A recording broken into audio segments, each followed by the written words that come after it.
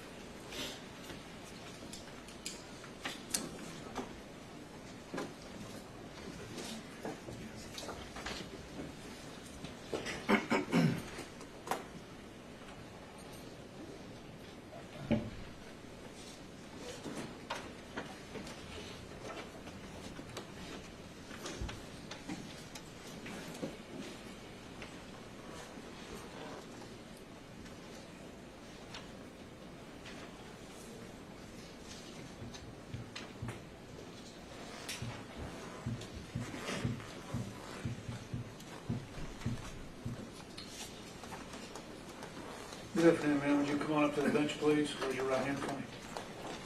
You solemnly swear the evidence in the testimony given the cause will be the truth, so help you God.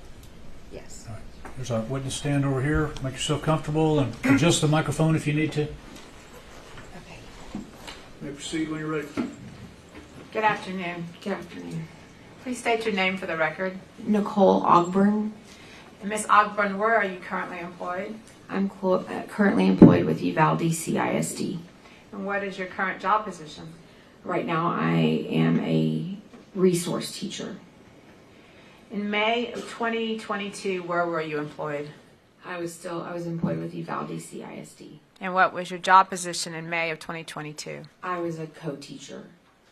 And what does that mean, a co-teacher? You have a general education teacher and a special education teacher in a classroom. So I was the SPED teacher that was in the classroom in 102. And who did you co-teach with? Mrs. Alvarado. Okay. And what campus did you work at? Robb Elementary. And how long had you been working at Robb Elementary as of May of 2022? About 8 years. And what grade were you teaching at the time? 4th grade.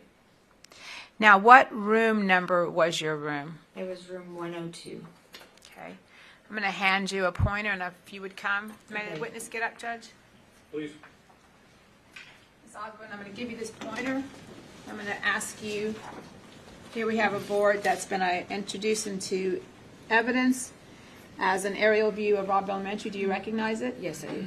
Okay, and here we have the campus right here. I'm going to give you this pointer, and if you would show the jury where your classroom was, 102. 102 is right here in this corner. That corner, the Yes, south the end south end, yes. of the building. Okay, thank you.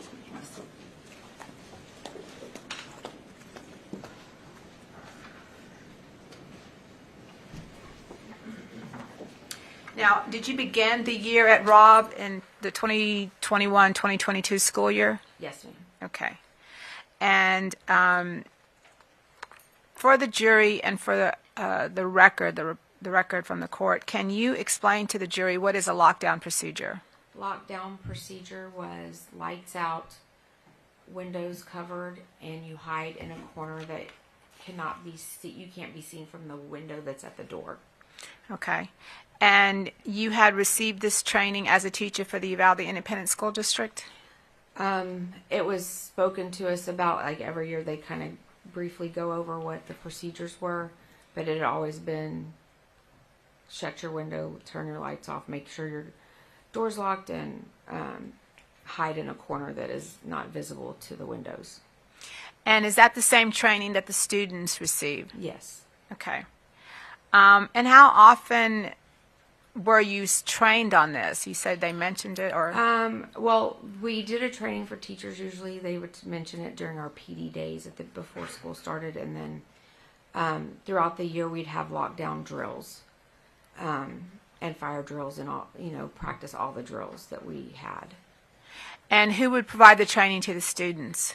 Usually it was just our staff at Robb that would go back over it, or actually us that would train. I'm sorry, didn't realize you said students, but usually us So we would, before lockdown practice drill, we would tell them, okay, we're going to have a lockdown practice drill. This is what we're going to do. Myself and Miss Alvarado, I remember talking to him about it, and we were like, we are just going to shut the window, the shade on the window that we had. We are going to turn off lights, and y'all are to file over here into the corner by Miss Alvarado's desk. Okay, now you said in the corner. Let's go back a little bit. Can you Okay. explain to the jury, when you walk into your classroom, what was the layout? What would you see? So when you walked in our door, you walked in on the left side. We had a cubby kind of blocking, so you couldn't see. There was not a line of sight to that area over there. And then you walk and you turn to the left of that bookcase or cubbies, and there was a built-in cabinets on top and like a built-in desk all the way across. And Miss Alvarado's desk was in the opposite corner of where the entrance was to the door. Okay, and your desk? My desk was right in front of the door, but in the opposite corner. Okay. And going back to the lockdown procedure, you said you would tell the kids, this is what we're going to do. Mm-hmm. And how you would be in the lockdown, and what would you be doing? What would you be waiting for? We'd wait in the corner. The kids would get quiet, stay quiet. And during a drill, it was just wait for somebody to come back on the intercom and say, all clear, all clear. Okay.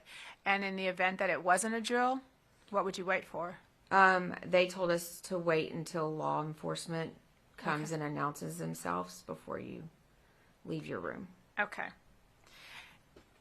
Now I'm going to take you back to May 24th of 2022. What were your hours that day?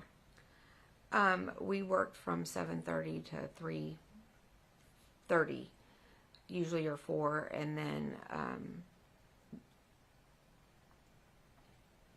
that day was kind of an off day because we had, award ceremonies and things, so we didn't have like a schedule of classes that day. It was just do your award ceremony, and the kids, we kind of had a very relaxing day that was going to happen.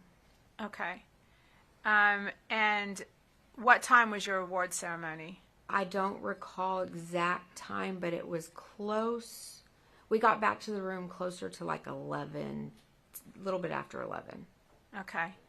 And what were y'all going to do once you got back to the classroom from the awards ceremony? What was the plan? For us, it was the kids were going to relax. We were going to put a movie on. We were allowing them to go in and out, to go to the bathroom, because we had been in the wards and they were all excited. And so we told them, if you need to go to the bathroom, ask us and just go ahead and go, and we'll start the movie in a few minutes. So that's kind of what was going on at that time, was the kids were going back and forth to the bathroom and then coming back to the classroom. Okay.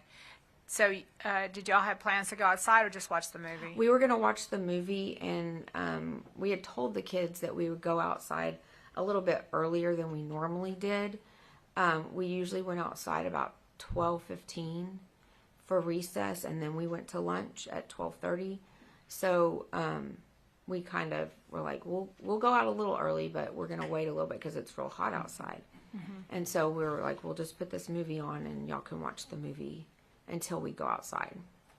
And while you're watching the movie and waiting to go outside, what did you hear?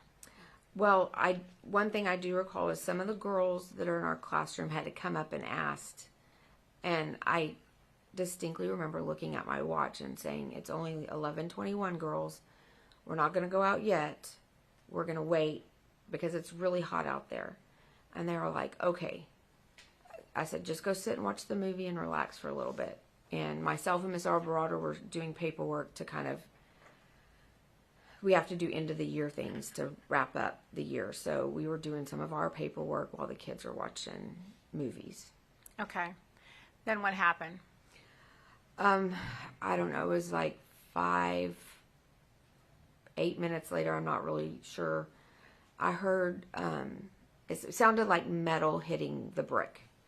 And so we assumed, myself and Miss Alvarado, assumed it was some of our custodians out there working, because it wasn't uncommon for us to hear noises and them outside working on something.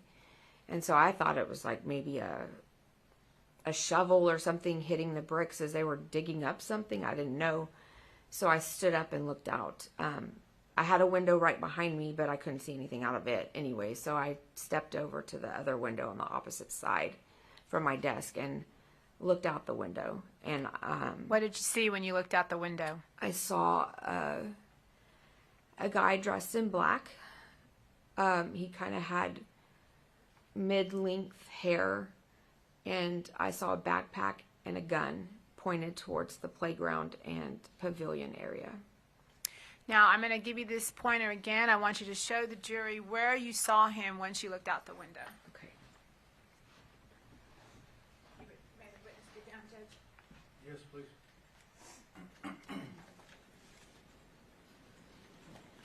So there was a tree right outside this window right here. My desk was over here somewhere, and there was another window. So I was looking out this window closest to the corner of the room, and there's a tree here, and he was standing by that tree Okay. on the sidewalk. And where you're pointing to, for the record, is the southwest corner of that fourth grade building. Is that right? Yes, ma'am. Okay. And we see a sidewalk that's kind of in an elbow shape, right? Yes, that. Okay. Right there, and that leads up to the south door. Okay. And he was on that corner. Yes. Okay. Thank you. Let me sit down.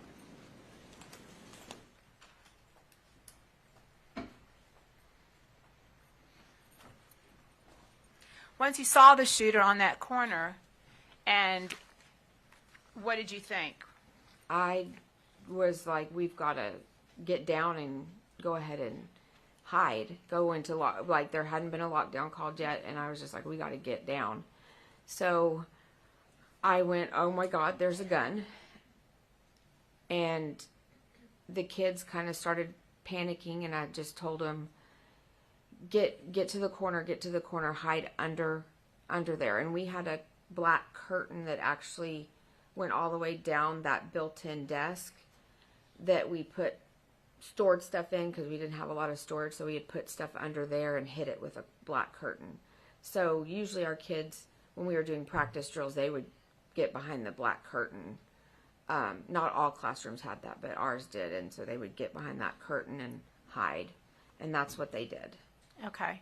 And what did you do when she said that he has a gun and you told him to get down? What did you do? Miss Alvarado had left her keys on the desk, and we had not locked the door that day because we were like, it was very relaxed. We were waiting for all the kids to finish going to the bathroom. And I went to try to throw my keys at her, and both of us were like, no, he's coming in that south door is what we thought he was doing. Because the way he was walking and pointing his gun looked like he was going to come in through that door.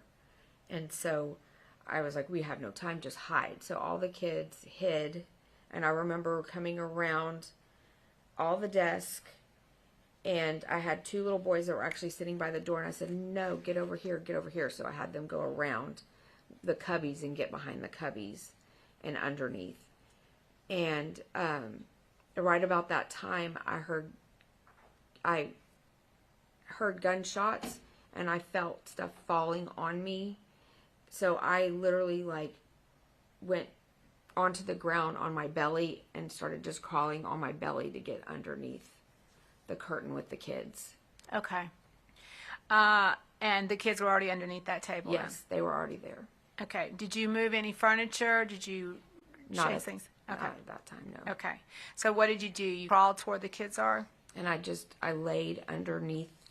I was kind of closer to Mrs. Alvarado's desk. I crawled over there and got under there, and there were kids all around me, in front of me, behind me. I kind of felt like my body was kind of sticking out of the curtain, but I was trying to cover myself with that curtain too at the same time. And is that part of your lockdown procedure? Yes. I mean, for me, for our classroom, it was, because then they were completely out of sight. Okay. And the kids knew this? Yes. Okay. Did you have one student that was trying to protect you? Yes. I had one of my students, after I got under the curtain, I was laying on my stomach, and he crawled onto my back and laid across me and rubbed my arm and telling me, Ms. Ogburn, it's going to be okay. Okay. So what did you do after you crawled underneath the table and were with the kids? At that point, I was like, oh my gosh, what if I was the first person to see this guy? I've got to notify somebody. I didn't know who had seen him or not. So I had my Apple Watch on, and I dialed 911 from it. And I did that twice, and my calls were dropped. And I think it was on my third try that it finally went through. And 911 operator was asking me where I was and who. I don't even recall telling her my name. I just said, I'm a teacher at Robb Elementary. There's a active shooter in our building. I'm in room 102, the new building at Robb. And she said, stay on the line with me. And I told her I couldn't, because if he heard me, he was gonna come in our room and shoot us. And I just hung up the phone. I didn't wait for her to say anything else. Okay. Do you remember if you told her that somebody had been shot, or did you get? Oh yes, I did. I remember. I had also told her that Miss Avila. I didn't mention her name, but I said another teacher across the hall from me, because I couldn't remember her room number, had been shot and had sent a message in one of our group chats from like several years back. We had a math Google chat, and I guess that was the first one she opened, and she sent a thing saying she had been shot. Now, where is Miss Avila's room in relation to your room? Her room was just like diagonal from my room. There was one room across from me, and then hers was the next one over across the hall. Okay. Now, you said you called 911. Yes. Okay, and you would recognize your voice on that tape, right? Yes, I would. The state would. Okay. The state offers exhibit number 10 into evidence, which is the 911 recording of Ms. Ogburn. That'll be noted. The state would ask to publish that 911 recording to the jury. Please.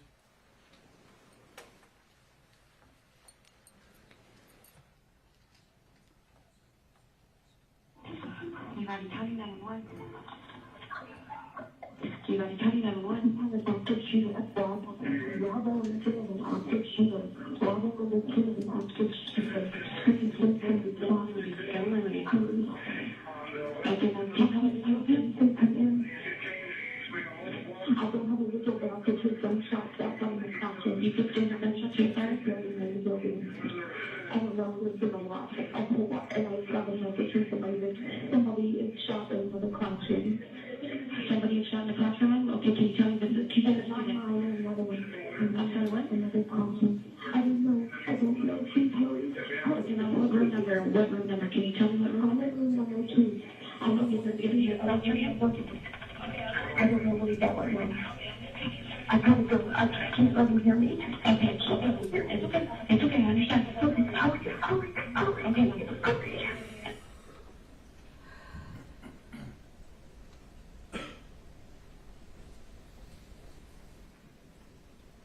want to be real specific about why you hung up and why you told her, I can't let him hear me. What was your thoughts about that? Because I really thought he was still in the hallway. I had heard a door kind of shut, and I thought it was him coming in that south door, so I was scared he was right outside. And he was going to come into our room, and I didn't want him to hear me. Okay. And that's part of your training? Yes. Were you eventually evacuated, Ms. Ogburn? Yes. Eventually, I don't know exactly what law enforcement agency they were with, but what seemed like an hour went by was not, but a law enforcement officer happened to come in, and he was like, is there anybody in here? And the kids, and he announced himself, and I don't remember exactly what he said, but it was something to do with law enforcement, and they said, yes, we're here. And then he said, are your teachers here? Is everybody okay? And myself and Miss Alvarado were like, yes, we're here.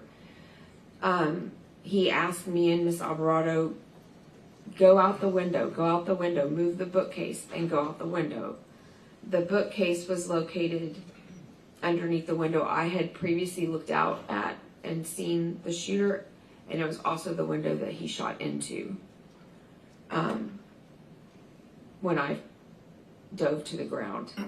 And so myself, and this bookshelf was our library, so myself and Miss Alvarado like pushed it to the side and opened it with glass just falling everywhere around us. And then we put a chair up because it was a little high up for the kids to get out the window, and we started filing kids out the window. Who was the last person to leave your classroom? Myself. Why is that? There was a few kids that went before Miss Alvarado. Miss Alvarado went, and then I let the rest of the kids go, and then I went just to make sure that all of us had gotten out. So you went to make sure the kids were safe? Yes. Miss Ogburn, are you still teaching today? Yes, I am. Pass the witness. May I proceed, Judge? Please. Ms. Demi? Miss Ogburn. Oh, I'm sorry, I'm looking wrong. Please forgive me, Ms. Ogburn. My name is Nico LaHood. I'm one of the lawyers that represents Adrian. I want to start. I'm sorry, I apologize. You said something at the beginning of your testimony that you're a SPED teacher, Yes. and that means special ed. Yes. Yeah, I have a special ed needs son, so that's why I know that. So I Yes. appreciate what you do very Yes. much. Thank you. And so you kind of are you do you do the ARD meetings as well? Or Yes, I do. Okay, and that's an extra duty you do in relation to your special eds teaching? Yes. Okay. Now, was room 102 a special eds room, or was it just? A co-teach classroom does have special ed children in it. The majority of them are general ed students. Right. And usually it's like a 60-40 breakdown. And so if it's like our son, they do some things with the general I students, worked with all of them. But what I'm saying, do they isolate some of the special ed kids at times to work on certain stuff? No. They all at the same time? All at the same time. Got it. So let's talk about the day, because it looks like that this was, I think you said it was an off day and you really didn't have a schedule that day. Yeah, we had our lunch schedule, but we didn't have our regular scheduled classes. Right. And that's not a criticism, it's just the way it was. No, it's just the way it was because it was only like a day or two before school was Right. to be out. And you had your award ceremony, and then so did some kids leave after the award ceremony? Yes, sir. And so the ones that stayed, it was more of a after school play time, just hang out with each Yeah, other? we were just gonna hang out. We had some like projects. We had like fun like STEM projects we had been doing with them a few days, like the day before, and we were gonna probably continue that later that afternoon and finish some of them up. And just so the jury understands it, what's a STEM project? STEM is science, technology. I can't remember it all. Anyways, it's basically like math, everything together, and they can create things. It's more of a creative way to use their minds, and so we're building roller coasters out of paper plates or stuff like that. And then at some point, I think you described the noises you heard. You thought it might be maintenance working on things. Yes. And noises were normal. It sounded just like metal on brick. I want to also ask you, do you know what a bailout is? Yes, I do. Will you please describe to the jury what a bailout is? A bailout was when we had illegals that they were basically chasing down, and they would stop and run out of their vehicles and hide from the police. And Or the bailout is referencing bailing out from a vehicle and going on running, yes. And we also had some chases in the air, just some chases with illegals through our area. And in your opinion, was that pretty frequent in your area? Yes, it was kind of normalized by then. The bailout was normalized. Then yes, the bailout. And so is it fair to say when there was a lockdown called, and you tell me if I'm wrong, it seems like the lockdown lost its seriousness over time. I know that for my classroom, we took it seriously all the time, but it was kind of like, oh, it's probably another bailout. And that's what I mean. I mean, if it's when I was younger, fire drills was okay. It's a fire drill, right? Yeah. So you just got another fire drill once a month. But this is not a drill. It was an actual bailout, and it seemed like that they, like you said, became normalized. Right. And so the lockdown procedures it sounds like you followed them specifically. Do you know what the culture was about lockdown procedures? I mean, we all feel like all the teachers there followed them, but also, I didn't get the lockdown message on my phone, or actually I didn't have my phone because I left it on my desk. And On my watch was a text message, and then I recall maybe an email coming through, and that was like 11:36, somewhere in there, about. 11:36, you got the lockdown message? Yes. Are you aware that he entered the building at 11:32:58? I was aware after the fact, yes. Yes. From watching videos, yes. Right. And when you say watching videos, and we've kind of had to deal with this with all witnesses, Yeah, because it's been so publicized, everyone has seen stuff outside of your experience. correct. Can I humbly ask you to try to focus on, and it sounds like you did a great job, focusing on what you were thinking and what you experienced at the time versus what anybody saw after based off of Yeah, I someone's know. opinion. How I was feeling at Yes, the ma'am. time, Yeah. I was very, very nervous. I had several like other people trying to call me on my watch, and I just said, one of them was my husband. I said, I can't talk. There's an active shooter in my building. I hung up. And when you describe the lockdown, and there's two aspects to it, right? And I think they're broken down into hold and then actual lockdown, right? Yes, Hold means hold in place, don't go outside. but you can continue teaching and doing your regular activities. Right, and then the second one is, okay, this is more precautionary, this is the lockdown. The lockdown portion of it is where the lights lock the door and hide. Correct. You said something, because I want to get to the culture of door locks in a second. You also mentioned that I think the government asked you about if you guys went over these procedures, and you said they briefly went over them with us. Yeah, every year they kind of briefly go over it with us to like refresh us, like this is how you do each of these things. But like the state, and I don't know how many times a year it is, but the state has guidelines on how many times we have to have these drills. Do you recall how many times the school had them? Oh, we had them. I know at least 2 or 3 of them that year. Okay. Lockdowns or the Drills, training? drills. Okay. Drills. And so they would briefly go over them with you. And then one of the things about, as we've all gotten into this horrible incident, it seems like you're taught and the children are taught, and I understand, we all get it, to be quiet. Yes. But if you would know, if everyone is quiet inside, if somebody's outside, there would be no way for them to know if anybody's inside if they don't know the schedule. Was that a fair statement? Well, yes and yes, but also if you don't know the procedures, you don't know that we're supposed to be in there quiet. Agreed. But also, what we have found out, and I want your opinion about this, your school was not assigned a full-time officer. No, we didn't have enough officers at that time to have one at each school. And this is not a criticism of you, you understand that? Right, no, I understand that. I'm just saying, do you know if teachers had been requesting the administration to have a full-time officer? I don't recall that. Okay. But the fact remains is there was not a full-time officer that... Was at our campus all the time, correct. Now you talk about locking the doors. So every teacher was given a key to their door, correct? Yes. There wasn't a kind of key fob of No, badge no. that We had none of that. Right. And were there some teachers that used a magnet to make it easier for substitutes that didn't have keys? I recall seeing some on some doors, but I didn't know if they used them or not. Okay. But that was, the teachers got a key, but substitutes didn't get a key. That is correct. Do you know, or do you have an opinion on the policy of the external doors? Because there was a policy that the external doors were supposed to be locked at all times. A few years before this, I do remember it, like one of our principals really enforced it. But we hadn't really heard about locking all the doors, but the west end door was always locked that went out to the teacher's parking lot. Do you know now that on this day, unfortunately, that door was not locked? I do know that now, yes. But policy-wise, it was supposed to be It was locked. supposed to be locked.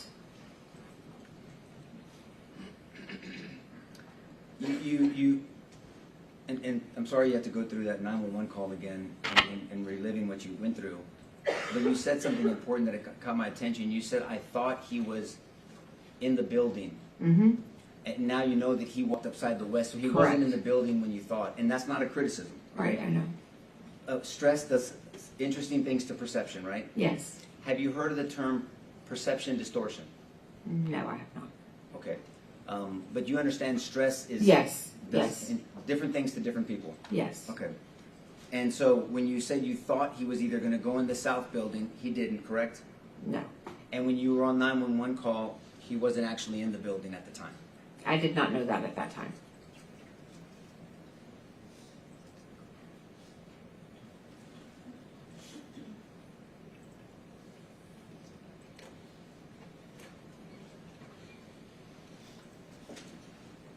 When you were on the phone with 911, you were hearing multiple shots? I heard multiple shots, not while I was on the phone with them, Okay. but before I was on the phone with them. Right. So by are you aware that by the time you were on the phone with 911 that he had already been in the building? Yes. Okay. For some But time. now I am. Right. At the time you did not know. No, I did not.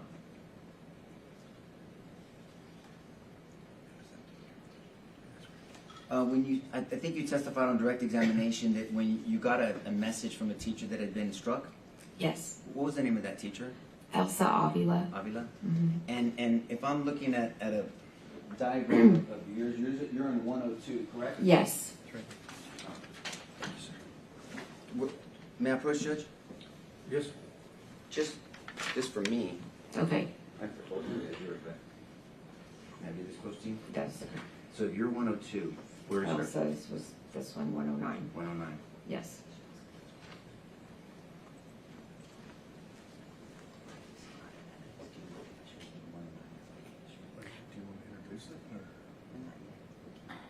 Let me just see it. Got another one. No, I'm good. I just wanted to make sure. 109. Yeah, I'm good. Whatever you need to do.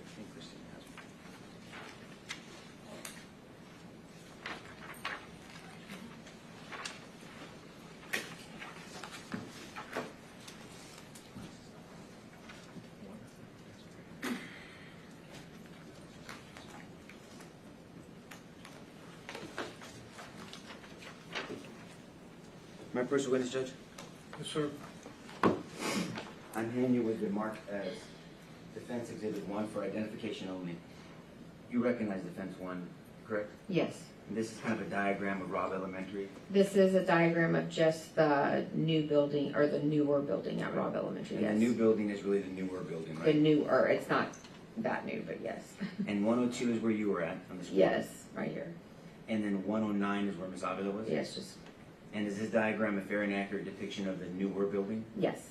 Judge, I move Defense 1 into evidence. No objection. Thank you. Submitted. Can I call this to the jury? Yes. And so,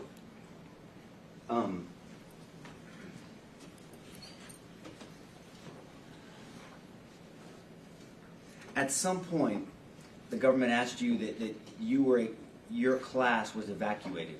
Yes. Do you recall what agencies evacuated you from the window? I do not. There were people dressed in, I didn't see faces, I saw uniforms and people still dressed in like their everyday clothes with tactical over it. But, so I don't know all the agencies that were there. But there were officers getting the kids out. Yes, there were officers getting the kids out. And do you know now that Adrian was one of those officers? No, I still do not. I did not know that. Okay. Well, I think you're a woman of honor to go last. Thank you. Thank you. Pass the witness, Judge. No more questions, Your Honor? Excused, subject to recall. Excuse. Judge. Excused and no recall for us. Ma'am, you have been excused, not subject to recall. Thank you very much. You can take off.